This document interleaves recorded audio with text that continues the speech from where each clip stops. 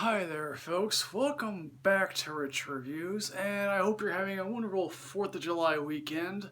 And my latest film here for you guys now, and I just happened to watch this, and I debated to myself, do I really want to review this B-grade action flick that happens to be one of the worst things I think I've ever seen?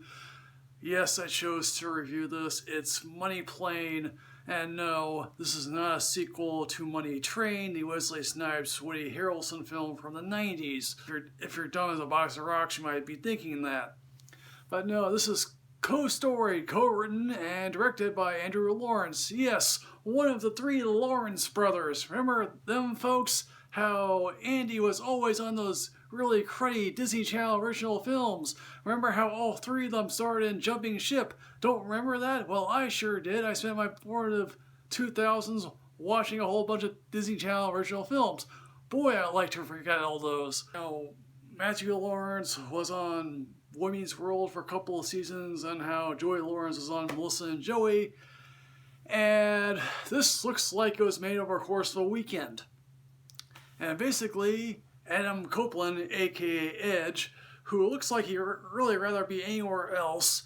And let me confess that Adam Copeland is not going to join the ranks of The Rock, John Cena, and even Batista as your next great action star, romantic lead, or comedy star, because he simply does not have the chops for all this. He plays a guy, I don't care really to name him who he is as a character because it's not really all that notable.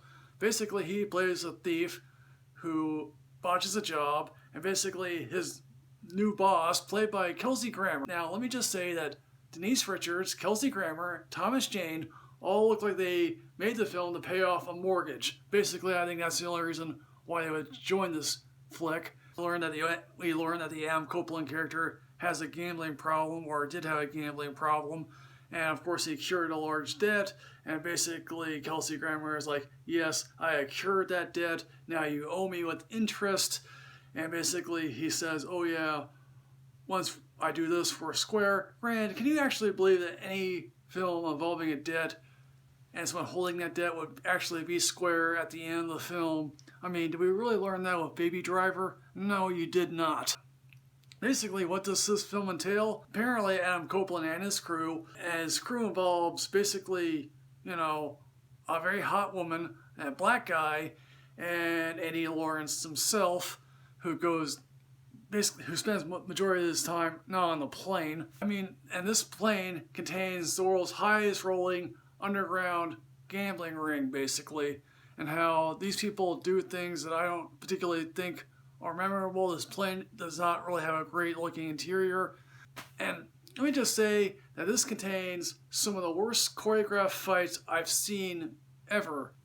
The fight scenes in Force of Nature, which I reviewed a couple of weeks ago, seem much more realistic in nature, more thought out than this film ever did. This also contains some of the most poorly, like when someone holds a gun to fire at someone, it's really poorly executed. I'm just amazed by this.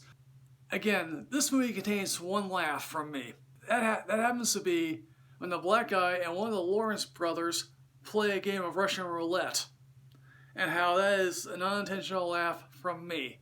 Obviously, Adam Copeland, his undercover character happens to be a human trafficker, and there's one conversation with the guy who's a gun runner, and I'm like, really? I don't care about this conversation. It's not particularly meaningful, and there could be something meaningful in another film like this. Quite frankly, why am I reviewing this in the first place? This probably would be worthy of being in a bomb basement bin at Walmart, If you believe that Kelsey Grammer is on the up and up, but of course he's not. And of course, a film like this is this a spoiler if I say this guy will eventually get his comeuppance? Granted, did I misunderstood that Adam Copeland was actually cleared to wrestle again, given the fact that he had a neck injury? I mean, maybe the only saving grace that this thing has is not produced by WWE films. I mean, if it was produced by WWE films, then it'd be much more really dirt cheap. Trust me, folks, I think we've all been on an airplane and how much noise this airplane makes. This is one of the cleanest sounding airplanes. And also, but of course, there's always that one-eyed dog saying, oh yes, we have the finest pilots in the world, so there'll be no turbulence. Yeah, never mind. So in the end, folks, what I'm going to say about Money Plane. I mean, it's not horseshit rating, but it comes close, and I'm giving this a only see it when you're drunk. Yeah, we're about to fraud the money train. Yeah. So, folks, Money Plane, have you seen this? Please tell me you've not seen this, because I like to prevent people from actually watching this. As always, folks, like, comment, subscribe, enrich yourself with knowledge. I'm at Michael Richard Reviews 2. I'll see you next time, folks. Yes, hooray.